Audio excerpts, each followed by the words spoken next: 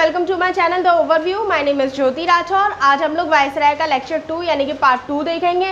Last lecture में मैंने आपको बता दिया था कि कैनिंग से लेके एल्गिन तक कितने वायसराय थे, उनको एक क्रम के माध्यम से बताया था।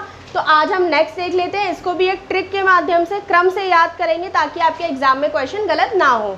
तो देखिए, सबसे पहले मेरी जो ट्रिक है वो है come and hold cherry if villain babel climbed on mountain. ठीक है, तो कम से बनेगा, इसमें से क जो है का से बन जाएगा करजन, म से बनेगा मिंटो, मिंटो सेकेंड। ठीक है, एंड साइलेंट रहेगा, होल्ड से बनता है होल्डिंग,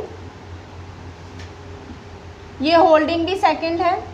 ठीक है, चे से बनता है चैम्सफोर्ड, चैम्सफोर्ड।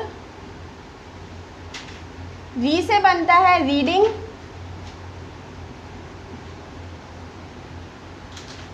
ठीक है। इफ से बनता है इरविन। अब ये देखिए विलेन है, विलेन में से वी निकाल लीजिए तो वी से बनेगा विलिंगडन। ठीक है, क्या बनता है विलिंगडन। इसके बाद ये लिन को ले लीजिए, लिन से बनेगा लिन लिथको, लिन लिथिको। ठीक है, लिन लिथको बनेगा। इसके बाद वेबेल है, वेबेल से बन जाएगा वेबेल। इसके बाद क्लाइम्ड और ऑन दोनों साउंड साइलेंट रहेंगे। इसके बाद माउंटेन से बनता है माउंट बेटन। ठीक है, माउंट बेटन बनता है। इसके बाद आपको पता है माउंट बेटन जो थे हमारे भारत के आखिरी वायसराय थे। इसके बाद जो आपके आते हैं वो है राजगोपालचारी। ठीक है, इसके बाद जो वायसराय रहेंगे वो राजगोपालचारी रहेंगे। तो एक बार दोबारा देख लीजिए, come and hold cherry if villain babel climbed on mountain, and last में रहेंगे राजगोपालचारी। तो देखिए लास्ट लेक्चर में हमने देखा था कि 64 तक हमने वायसराय याद कर लिए थे। ठीक है, आज मैं एक और नंबर के सीक्वेंस में आपको ट्रिक बता दूंगी ताकि आपको एक आइडिया हो जाएगा एग्जाम में। बाई चांस अगर कोई क्वेश्चन आता है ऐसा जो जिसमें आप फंसे तो आप उस ट्रिक के माध्यम से अपना थोड़ा आइडिया डेवलप कर सकते हैं और उस ट्रिक के माध्यम से उसका आंसर भी दे सकते हैं। तो देखिए जो नंबर मेरा रहेगा वो है 65 65। ठीक है, उसके बाद 65 65 46 58 13 2। ठीक है, सॉरी 65 65 46 58 31 2, ये ऐसे लिख लीजिए 31 2। ठीक है, तो देखिए 6 साल तक करजन था, 5 साल तक मिंटो था, 6 साल तक होल्डिंग था, 5 साल तक चैम्सफोर्ड थे। उसके बाद 4 साल के लिए रीडिंग आए थे, 6 साल के लिए इरविन थे, 5 साल के लिए विलिंगडन थे, 8 साल के लिए लिलिथको थे, 3 साल के लिए आपके बेबेल आए थे, 1 साल के लिए आपको पता है माउंट बेटन आए थे और 2 साल के लिए राजगोपालचारी थे। देखिए राजगोपालचारी को तो वैसे भी आपको पता ही है 1948 से लेके 1950 तक ही रहे होंगे क्योंकि उसके बाद हमारा संविधान लागू हो गया था। तो ये हमारी ट्रिक है। लास्ट लेक्चर में हमने देख लिया था 64 तक, और ये जो हमारा लास्ट लेक्चर है वायसराय का आखिरी लेक्चर है, पार्ट 2 है, इसमें हम लोग देखेंगे करजन से लेके राजगोपालचारी तक के। और इसकी जो नंबर ट्रिक रहेगी वो 65 65 46 58 31 2। ठीक है, तो चलिए अब इनके द्वारा क्या क्या काम किए गए हैं उन पर भी चलते हैं, वो भी देखते हैं।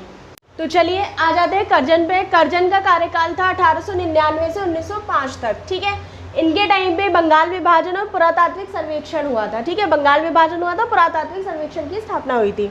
इसके अलावा मिंटो 2, मिंटो सेकंड नहीं है, जिनका कार्यकाल 1905 से 1910 तक रहता है। इनके टाइम पे स्वदेशी आंदोलन, मुस्लिम लीग की स्थापना, सूरत विभाजन।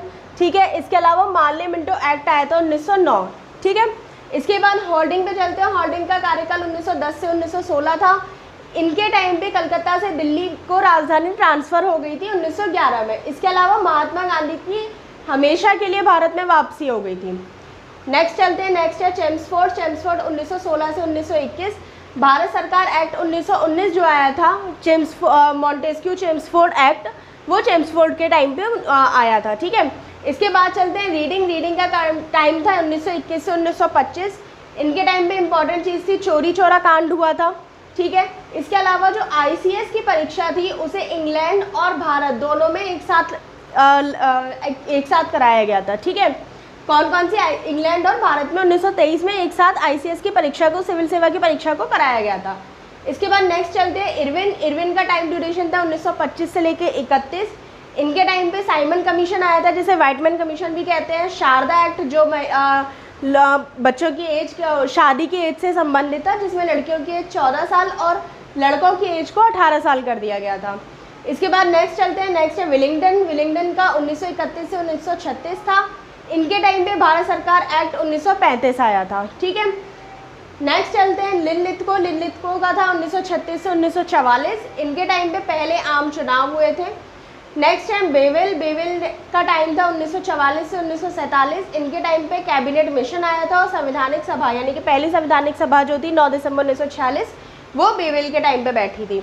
इसके बाद नेक्स्ट है माउंटबेटन का टाइम था 1 साल का 1947 से 1948।